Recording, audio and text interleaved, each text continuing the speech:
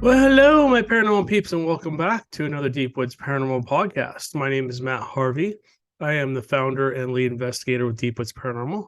I am also the host of the Deep Woods Paranormal podcast, along with my wife Amanda. We investigate everything paranormal, be it ghosts, UFOs, Bigfoot, Dogman, cryptids, lake monsters, river monsters, um, and anything else that's paranormal or not normal.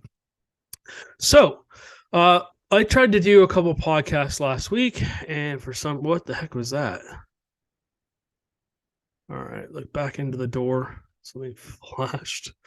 Okay, so, anyways, I tried to do a couple podcasts last week, and on my phone, and for some reason, Zoom decided not to record them. And I got home to see if I could edit them. They weren't there. Asked for help, got some help, did it again. Nope, gone. Sorry.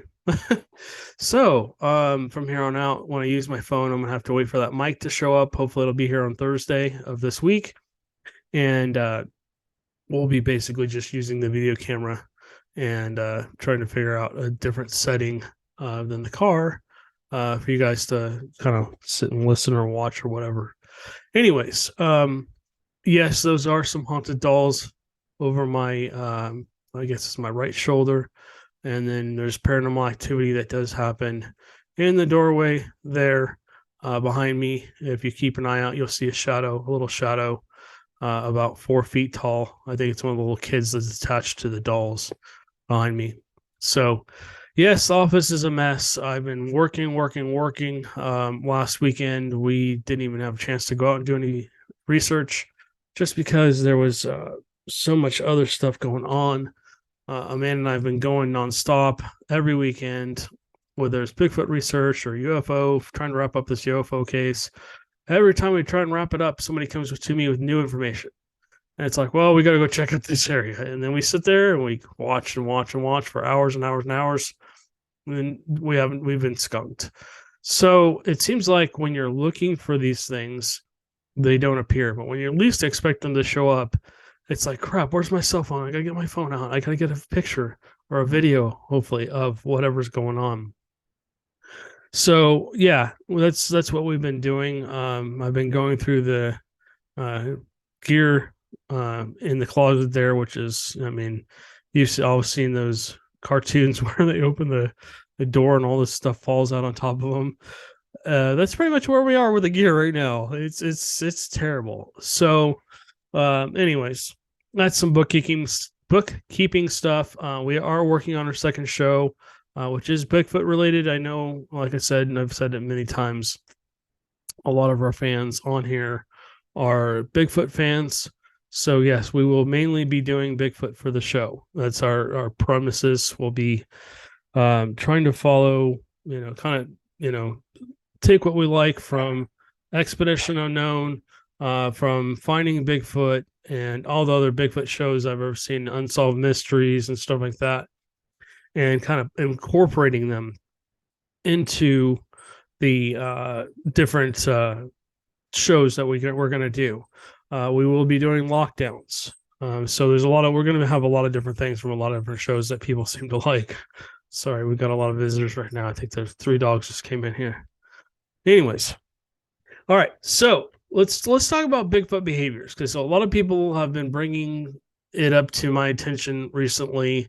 Anything from playful rock throwing to rocks being thrown over their head, large rocks being thrown over their head, to hearing growls, to hearing tree knocks, to hearing animal noises that just don't seem to be quite what they should be. They don't sound like the animals that they know they've heard. Also, some people have told me they've actually heard like mumbling or old men talking, and it sounds like and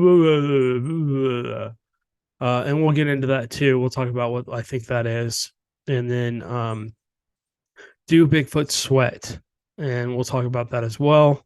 I do have a friend that supposedly found Bigfoot sweat. Unfortunately, we weren't there with them, and we weren't able to get a sample of that. That'd be very interesting to get a sample of that and get into a little test tube and send it off to somebody to take a look at it at least. Maybe not make it DNA, but at least kind of tell us what it is and could it possibly be from a primate or a human primate, if you will. All right, so let's start with the playful rock throwing. And so essentially, and we'll talk about whoops and screams and howls and all that stuff too. So for all my believers, this is kind of a show for you. For the non-believers, essentially, just take this with a grain of salt. Maybe you've heard this when you're out in the forest. Maybe it'll be like, whoa, okay, a light goes on. I think I've experienced something like that. Or it could just be, Matt, you're nuts, which, that's fine too. I mean, I don't expect anyone to believe until they've had an encounter where they can say it couldn't be anything else but. And you could put ghost, you can put Bigfoot, you can put demon, angel, dog man, whatever, UFO, alien in there. So, anyways, I apologize. The dogs are playing in the other room and carrying on. What is that? Oh, okay, I see what that is. Let me move this down here because it looks like it's something. Okay. All right. So we're going to start with the rock throwing. I've experienced this. I have another client that is experiencing it right now, where they're basically just sitting somewhere. I was walking up. Let me start with mine, and then I'll go into hers. That might be a possible show, so I'm not going to talk too much about it, her experience, but I'll give you kind of some examples. So we were walking into Black Star Canyon, and a lot of this will kind of be covering Black Star Canyon because I haven't really had any rocks thrown over my head out here in Texas, but out in Orange County, California, and I've been talking to somebody about this too, who hopefully will take over and start doing research out there and hopefully having their own experiences with Bigfoots. But so I was walking into Black Star Canyon. I just parked, and I think there was 4 or 5 of us. We were walking up, and we got about, 30, 40 feet, and on the side of the road, where there was a bunch. Basically, if I need to kind of explain this for people that haven't heard me talking about Black Star Canyon. Black Star Canyon is up in the Santa Ana Mountains in Orange County. It's part of the Cleveland National Forest. Actually, just kind of butts up to it. Black Star Canyon was originally basically a place where they mined low-grade coal, and it was mined by the Black Star Mining Company. So basically, that's where Black Star Canyon got its name from. Is from the Black Star Mining Company, and I think they mined in there for like 8 or some odd years, and then basically they sold out and moved on, but the name stuck. Also, there's always been a lot of paranormal activity in this location. It's one of those places where I've always said that you can basically go out there and anything could happen. You could see a Bigfoot, you could see a ghost, you could see a shadow person, a UFO could fly over your head. You could see aliens, you could see a crypto creature, you could see the rake, you could see anything, dog man. Anything's possible out there. That place is just a really strange area. It seems to have its own energy. There is a fault zone out there, and so I think the earth there kind of creates its own energy. There's also a water source right next to it, and basically that's Irvine Lake. And then you've got the Santa Ana Mountains. The Santa Ana River that most of the time actually runs underneath the ground. But when it does rain enough, it actually runs on top of the grounds. If you've ever heard of the waterfall up at Black Star Canyon, that happens. It goes through an old mine. Water drains through an old mine and essentially pours out into a pool, which is really cool when it actually happens. So with El Nino coming, maybe that'll happen this year for some people. All right. So we were walking in. Again, it's just a fire access road. It used to be an old highway, a single lane highway for cars to go out to Riverside.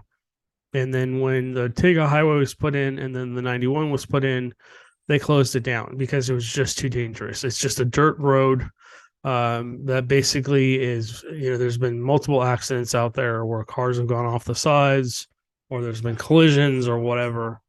And so essentially, we were walking in on this dirt road, and now it's basically a tourist attraction. They made it try to make it a tourist attraction back in the day, back in the 60s and 70s. And it became very popular, and then it became popular with teenagers. And then it became kind of a place where they didn't want you to go because there were so many things happening. I mean, there's been multiple murders up there. There's been gang things that happened, other things that have happened to women, which is terrible, and stuff like that. So, and there's been multiple deaths reported. I believe that there used to be an old town that was inside the valley, and during a fire, it went through and killed most of the people. Um, Supposedly, like hundreds of people died in that fire. It just wiped it out. It went through so fast that they couldn't even get out. Anyways, so we were walking up this fire access road. We were parked. We were walking towards the gate, which is probably about a tenth of a mile up the road. On the right side, where I forget the name of the road, there's a road that turns off and goes into another area that which you're actually not supposed to go into without permission. And then if you keep walking down the road, it basically turns into like a Y essentially. So you go to the left and you walk down towards the gate, and it was probably about 9 or 10 o'clock. And as we're sitting there, one of the people ahead of me goes, "Hey, somebody's throwing rocks at us." I'm like, "What are you talking about?" And she goes, "Oh, well, there's just like little rocks." So I walk over there, one lands on my feet. I'm like, "Oh, that's interesting." And they're just pebble size. I mean, they're not real big. And it was kind of like playful. Hey, we're throwing rocks at you. We're not hurting you. We're not doing anything else. We're not trying to scare you. I don't think they were trying to scare us out of there, but it was just coming from the bushes, and you could hear something moving around in the bushes. It wasn't a person. I shined my light in there. I couldn't see anything, but it wasn't a person. We know it wasn't a person. You could see into the bushes. Whatever was over there throwing rocks, I'm pretty sure it wasn't a ghost. Um, it was just being playful, and so I picked one up and threw it back in there, and it stopped. But my friends, if you keep going up about a mile up, you'll get to where a place where I call it where the trees grow over. This is on the left side of the road. On the left side of the road, as you're walking up, that's where the river comes through, the Santa Ana River, and essentially it's kind of like a highway for the Bigfoots. I mean, it slopes down maybe 5 or 6 feet and then flattens out down there. And it's real easy to walk on. It's pretty flat ground. There are rocks down there. There's some big rocks that I think they even brought in, or maybe have been exposed over time. But mainly it's just sandy stuff. And so essentially, I left the trap cam down there. I made the mistake of kind of stepping over my boundaries that day. Anyways, that's a completely different story. So my friends were up there, and this is a place where we think that somebody was hung. There's been multiple entities seen in this area, everything from like a biker going by on a bike and then disappearing, looking just like us, like a full body apparition, totally, 100% to look like us. I mean, look like a normal person. And then there's another entity up there that will sometimes light up the K2s. Sometimes they'll show themselves in pictures and stuff like that. And then you get the mine that's probably about another, I don't know, 100 feet up from there. One of the mines. There's mines all over the place up there. And they are dangerous, by the way. There is gas that you can't smell. If you go in there, you're probably going to kill yourself. So just FYI, happened to a couple of kids over in Trabuco Canyon. They went into one of the mines and basically were suffocated by the gas.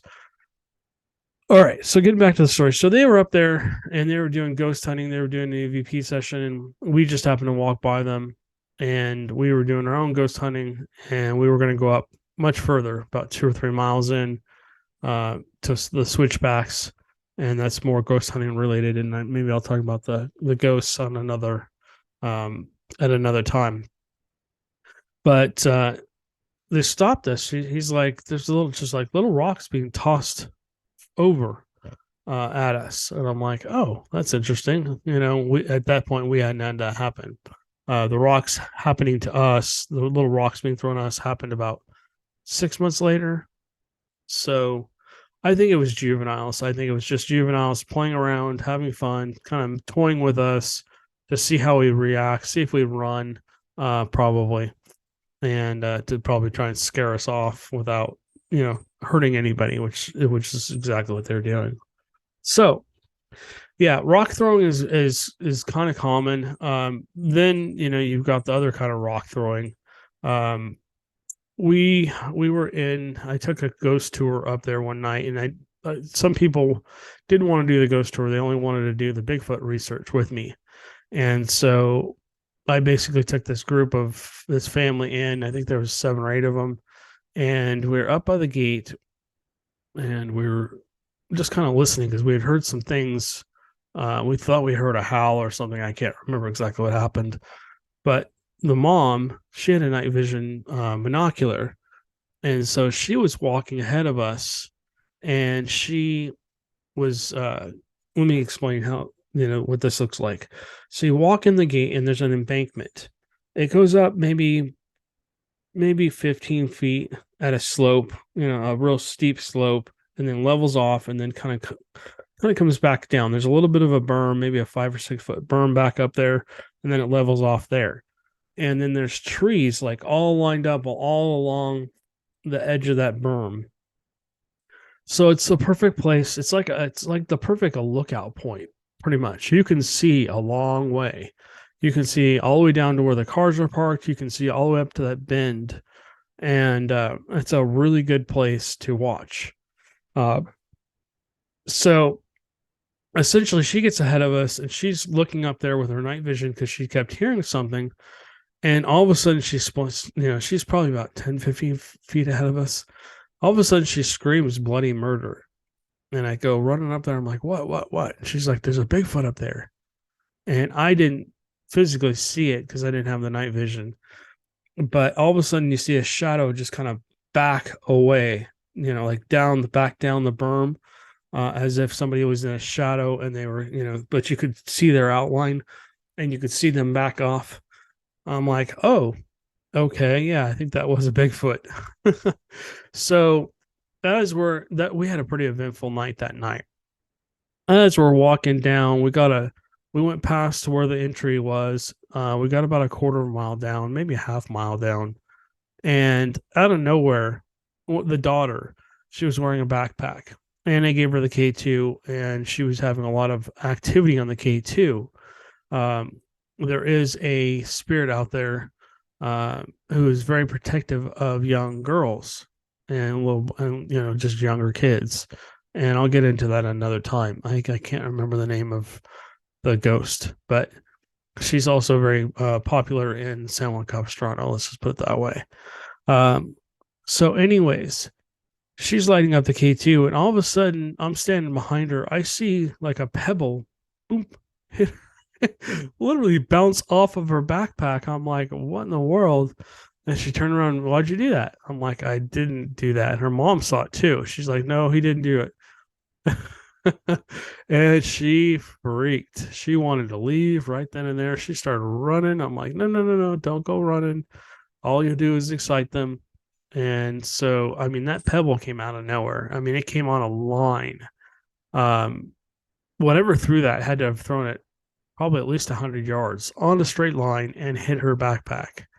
I mean, it literally came screaming down. And as we're standing there, the barbed wire fence on our right just starts violently shaking. And I'm going, what the hell? There was nobody there. And I don't know how it's violently shaking. The other one on the other side was not shaking at all. And it was just right where we were. And I'm like, oh, okay. And I'm pretty sure that there was a Bigfoot down. The Bigfoot must have been in the tree area, off on the right side of the path, and essentially it like shook, was standing behind the tree and basically was able to shake the fence, I think, pretty violently. And So yeah, that was pretty crazy. If you're curious about this, I've done a whole thing on Black Star Canyon in a podcast before, or in a kind of in a presentation mode. You can go onto our YouTube channel and see that.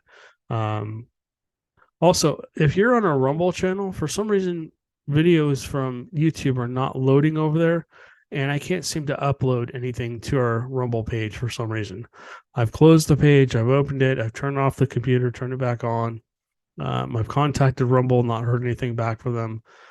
They haven't contacted me about anything. Again, I posted an alien video, and I don't think they like that too much. So we'll see. That's the alien podcast we did last week. Anyways, so moving on with behaviors. So if for some reason videos aren't loading to Rumble page, I don't know what's going to happen. I'll have to figure out what's going on. We're just growing like crazy over there. We're almost at 500 viewers, which is awesome. So again, we're also growing a lot on our YouTube channel. So I have to give a shout out to you guys. Thank you so much for subscribing and liking our channel and giving us all these thumbs up. We really appreciate it. And leaving comments. We really appreciate it. If there's something you guys want us to talk about, there's a specific thing or whatever, let us know. My focus right now is on the shows. That's why there's been a lot less podcasts lately. So once I figure out how to get the shows done quicker, the podcast should come back up, 2 or 3 times a week, hopefully, if not more. Once I get this little mic that attaches my phone, I should be able to do more podcasts as well, either while I'm driving into work, maybe doing a 10-15 minute podcast, or at work too, if I'm just sitting around waiting for crews to do their thing. All right, so let's get back into the podcast here. You guys don't want to hear me ramble on about that. So another thing, let's talk about sweat, because my friend David, he's an avid Bigfoot researcher. He's been doing it at least as long as I have. He is an extremely smart guy. This guy, basically, from what I hear, he worked on NASA projects and did other things too. But he's like a rocket scientist, and so I think he might be retired, to be honest with you. But anyways, he still does other things. He still works, but he doesn't work for NASA anymore, I don't think. So he has Bigfoot across the street from his house. He has juveniles. He's seen them up in the trees. He's gifted them before. We'll talk about gifting too. So essentially, he went over there one day after he left some gifts, and basically what he does, and I've talked about this before, is he leaves a paper plate covered with peanut butter. Basically, gives peanut butter jelly sandwiches, grapes. He leaves Nutter Butters. He leaves chocolate chip cookies. What else does he leave? He leaves a couple other things, just sweets. The juveniles seem to really like sweets, and they seem to be pretty well behaved. They seem to, from what he saw, he actually saw them partaking of this. They shared the sandwich, they shared the cookies, they shared the grapes evenly. So that's cool. They seem to be pretty intelligent and seem to be very caring of each other, if you will. Anyways, so he was over there one day, and he was down in the national forest down by where Joe lives, and he was basically trying to track Bigfoots. And it was hot. It was like 100 degrees, and it's very humid where they live. It's even more humid over there than here. And so he was sweating, and he thought he saw one. And so he went to the area where he thought he saw one, and he found this liquid, but it was almost like it had oils or something in it. It was reflecting like purple, if you will. It was clear, but it had like a purplish tint to it. So, if you've ever seen like oil drop into water or gas drop into water, it kind of shows with a yellowish circle, if you will. That's kind of what he described. So unfortunately, we weren't there to get the sample of it. We didn't know him at this time, But it would have been really great to get a little swab of that, put it into a little uh, test tube, and basically maybe set it off and see if we could get any kind of data off of it. But so yeah, supposedly they sweat. We've been looking for it ever since he told me that. I've been looking for it. Um, so that's another thing that they do. Um, Gifting. We kind of talked about gifting. One thing that they do is sometimes they'll come and take things off people's porches, which is interesting.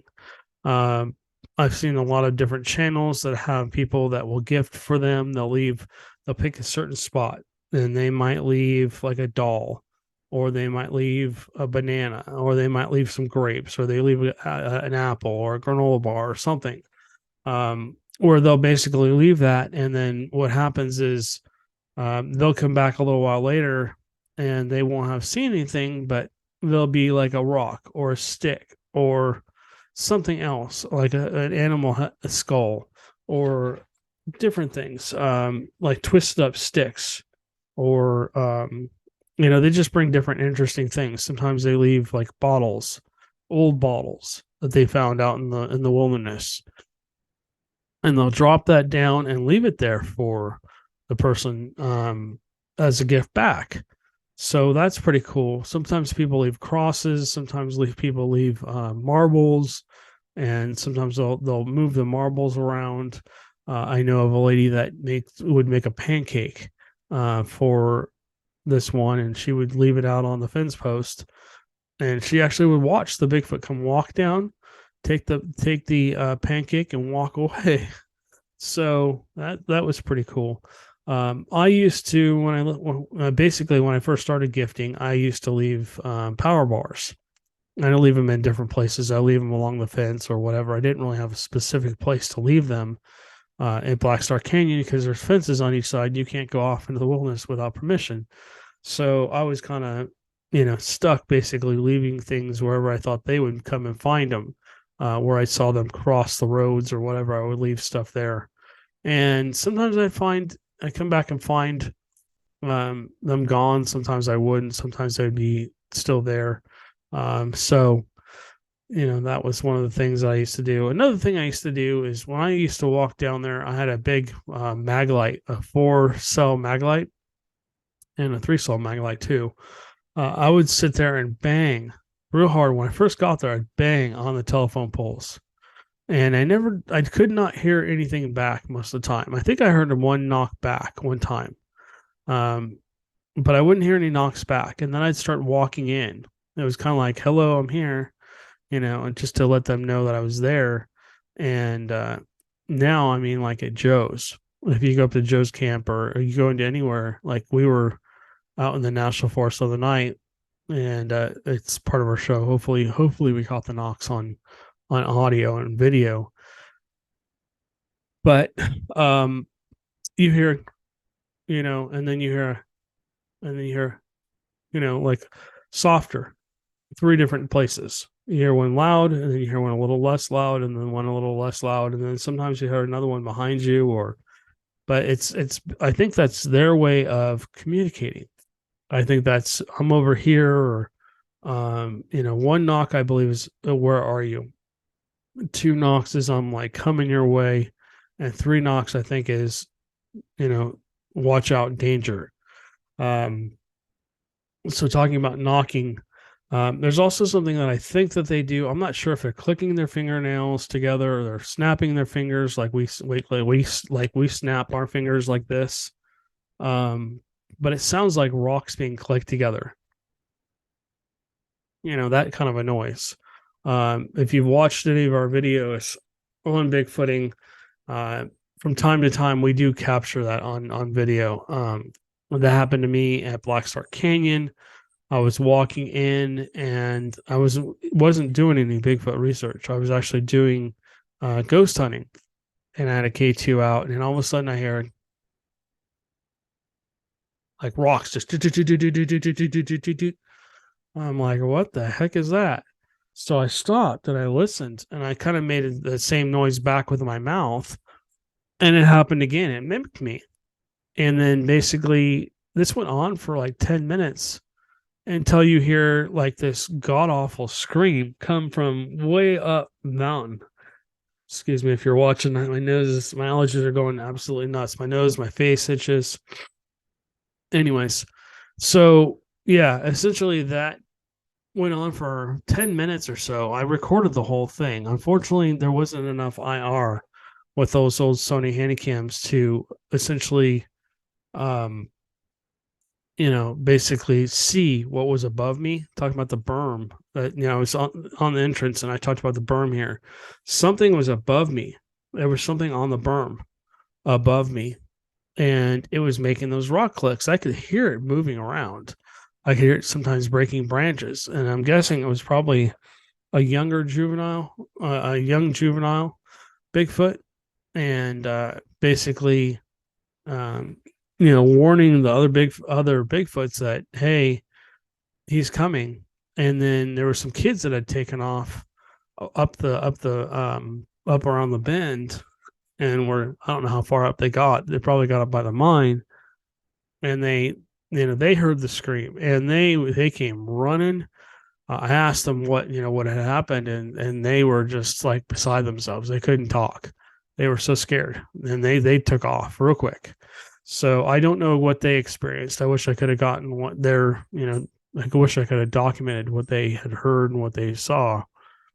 And but they literally ran all the way down to the gate and basically passed me. And I think I stopped one of the guys. I'm like, what happened?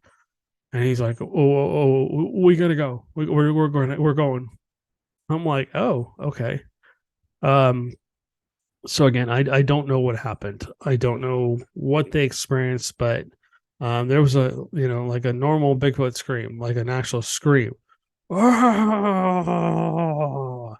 it was much longer than that, much louder. It echoed through the whole canyon, and it was way more coarse, and it was like threatening, if you will.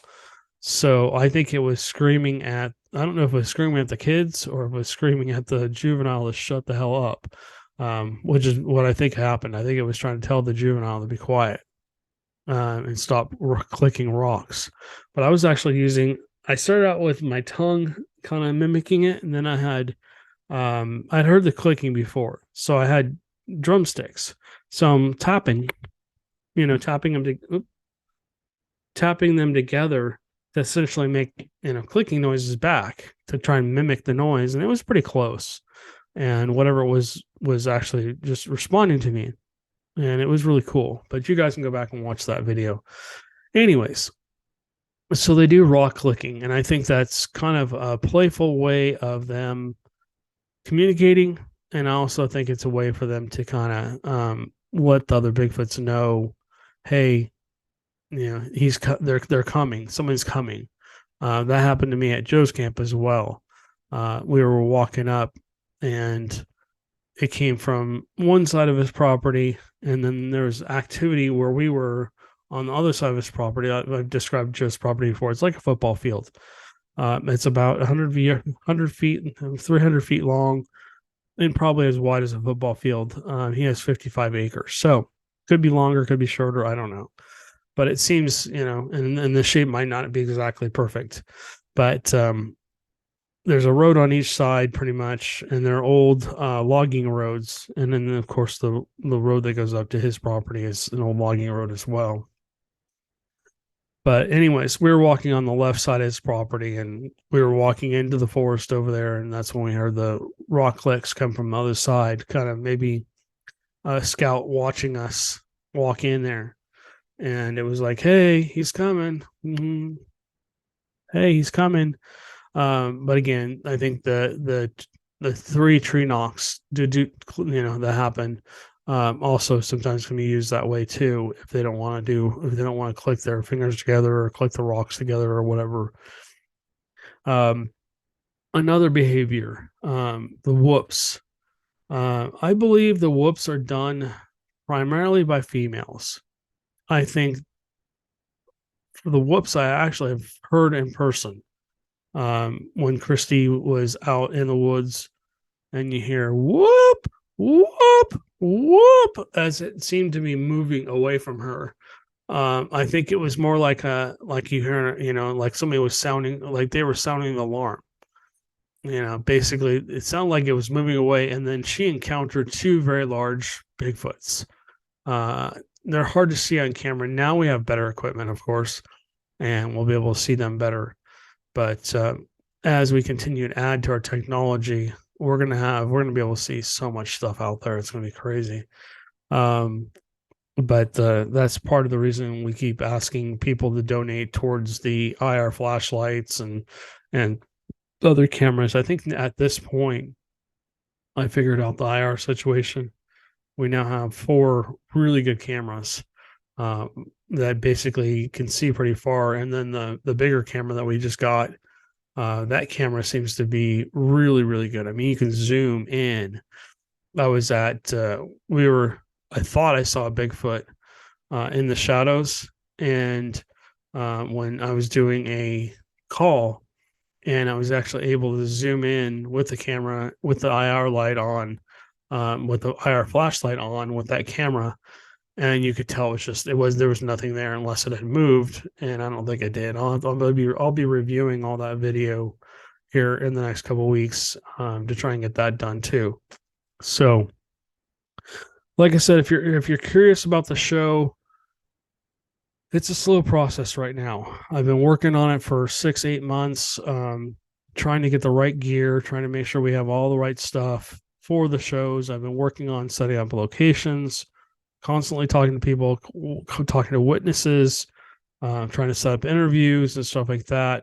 For the UFO stuff, we're not going to basically allow any of the witnesses to come forward just because some of them have been threatened, and that's not cool. I'm not going to put anybody's well-being at risk, or myself or Amanda's, for the show. I'm sorry. It's just not worth it, but they will give testimonials.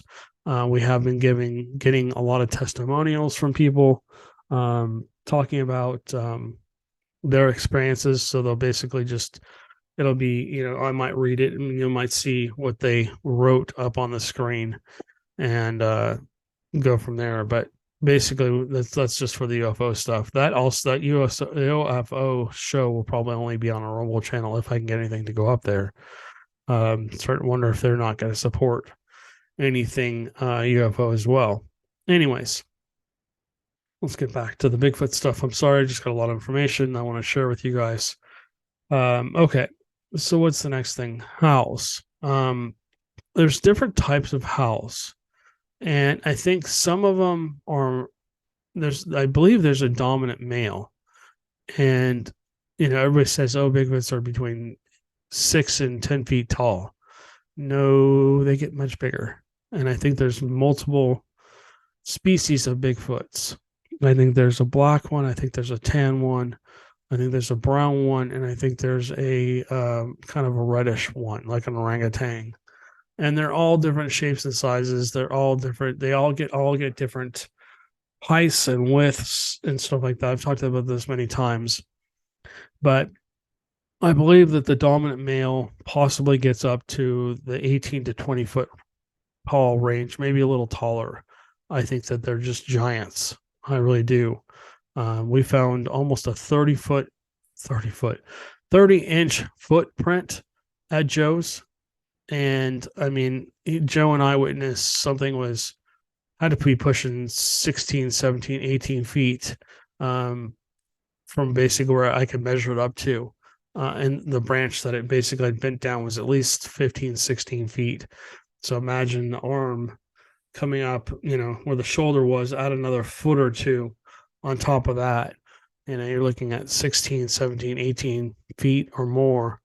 And then this thing just disappeared into thin air, which is crazy. So anyways, but yeah, I think the dominant males are the ones that make that loud screaming noise, that really long scream. That just seems to go on for, I don't know, 2, 3, 4 minutes. I don't think any other animal out there can possibly do that. You'd have to have a set of lungs on you. That would be absolutely crazy. I can do a howl for about, maybe 30 seconds, maybe a little longer. But imagine, and I have good lungs. Imagine like an opera singer maybe be able to do a minute, maybe a minute and a half, 2 minutes. But this went on for like 5+ minutes of just nonstop, high intensity screaming. Um, and it's happened to us a couple times. It's happened at Joe's. Um, Unfortunately, the camera that was basically filming us that heard the scream turned off about 2 minutes in, and then I had to go to the other camera that was facing us as well. We had two different angles, and essentially that camera caught the rest of it. Thank God. The audio for some reason didn't really catch much of it. For some reason, ooh, that's really tart. Sorry about that. I had to get a sip of my drink. So yeah, I think there's different levels of screams. Um, I think that, like I said, the raw clicking is more like a warning. I think the whoops are more of a warning. Um, and then the tree knocks, I think that's more of a locational thing.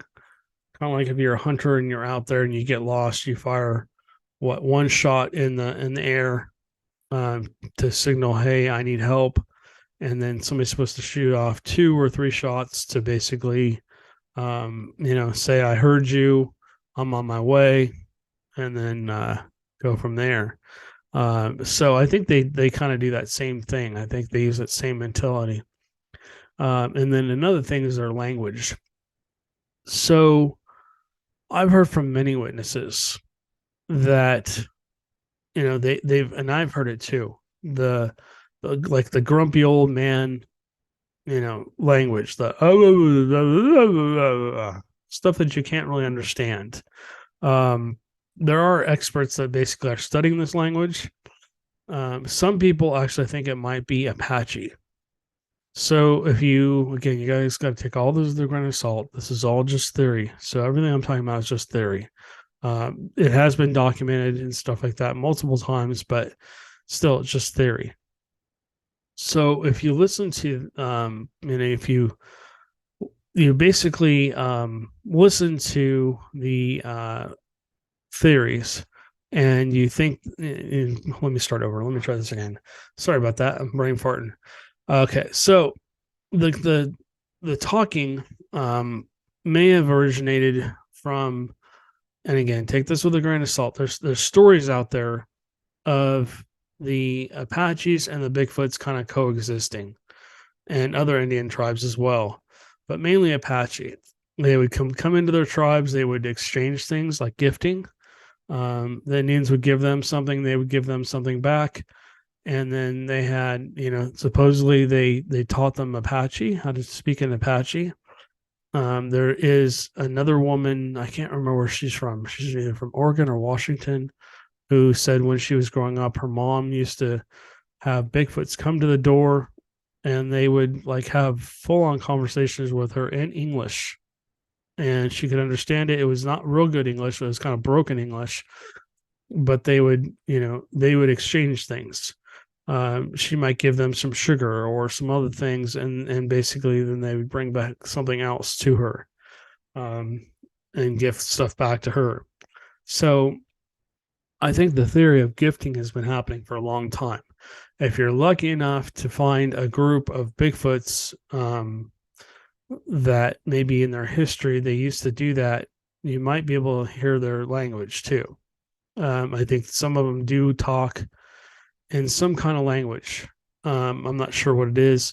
I would really like to get it on audio so we can have it analyzed and see if it is Apache. Maybe send it out to somebody who speaks Apache and stuff like that. I was listening to a guy's podcast the other day, and his family was Apache, and so he speaks just a very little bit of Apache, and he thought he saw a Bigfoot one day, and he said, I'm your friend or something out in Apache, and it responded in Apache. He could understand what it said. So that's pretty cool. I think that could possibly be real. Um, so what else do we want to talk about? We talked about rock throwing. We talked about howls. We talked about whoops. We talked about language. Um, We talked about tree knocks. We talked about gifting. Um, Other behaviors. Not really much else I can think of that I want to talk about today. But anyways, if there's something interesting that you guys want to talk here about, leave a comment down below. If you like the podcast, please feel free to leave a comment down below. We love hearing from you guys. Just remember this is a PG rated podcast, PG 13ish, if you will. We do have audiences of all ages, from young kids all the way up to elderly. So we want to keep it PG 13. We don't want to scare anyone. And I don't think anybody should be really afraid of Bigfoots. Even if you go into their territory. I mean, I've had so many close encounters and I'm still here. I mean, I've had encounters where I could reach out and touch them, and or they could reach out and grab me, but they've never have. They've never hurt me. They've had multiple opportunities to make me disappear or rip me to shreds, and they never have. So even when I pushed into their territory, pushed into their territory, and pushed into their territory, they've never attacked me. They've scared me. Yeah, they have scared me. They've shown themselves to me in an aggressive way and to tell me, hey, you've pushed it too far. But like I said, there's no real reason to be afraid of a Bigfoot.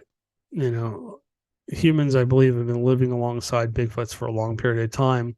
I just think that a lot of the times we don't know that they're there. They're just that stealthy that they know what to do and how to do it and how to avoid us, which is honestly, I think it's a good thing, because I think if we really knew that they existed, or we could really prove that they existed, that basically there would be a whole, hunting club going after them. They'd all of a sudden a body would appear, and then another body would appear, and they'd start being stuffed, and they'd be in somebody's man cave or whatever, or the heads will be up on the walls somewhere.